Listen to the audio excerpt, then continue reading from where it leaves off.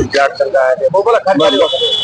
मी दिग्रस खुर्दचा सरपंच असून आमच्या दिग्रस खुर्द ग्रामपंचायत मध्ये ग्रामविकास अधिकारी म्हणून वर्षा भगवान पवार यांना जवळजवळ 20 ते 25 दिवस झाले 4 द्या म्हणून आम्ही मागत आहोत, तरी ते हमेशा टाळाटाळी व दुसरे कारण दाखवत आहेत आणि दररोज बरेच दिवस त्याने आमच्या गावाला भेटी देत नाहीत. गावातल्या समस्या आहेत, गावातले कोणते कागदपत्र देत नाहीत, कोणते सर्टिफिकेट नाही म्हणतात, सगळे उडवाउडीचे उत्तर देतात.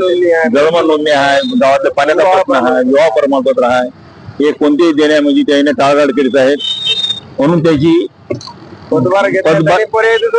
पदभार दुसऱ्या देण्यासाठी त्याने खूप आम्हाला टाळाटाळ करत आहेत आणि गावाच्या समस्यामध्ये खूप अडचणी येत आहेत.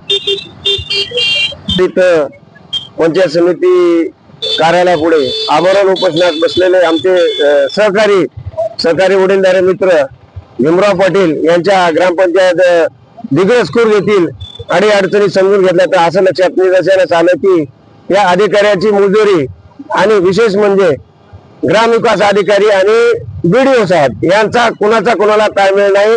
त्यांनी फक्त कारण दाखवतात की प्रशासकीय मान्यता आम्हाला नाही, असं नाही तसं नाही, ही उडवाउडीची उत्तरं देऊन आमची ग्रामपंचायतीतील लोकांची दिशाभूल करून ग्रामपंचायतीतील जनतेचं आरोग्य धोक्यात आणत आहेत.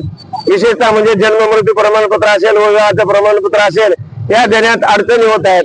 साधारण गोष्टीला आधारावर जर अपडेट करायचं असेल तर जन्म मृत्यू नोंदणीचं जन्म प्रमाणपत्राची गरज असते. ती अत्यावश्यक आता शासनानेच गोष्ट निदर्शनास आणून दिली आहे. तर या संबंधी आमची विनंती आहे प्रशासनास की त्यांनी ताबडतोब आज उद्या भारत स्वातंत्र्य होऊन आम्ही फार दमत्या टाकल्यासारखे होत आहे. जवळपास किती विनंती करत आहेत गावातले लोक.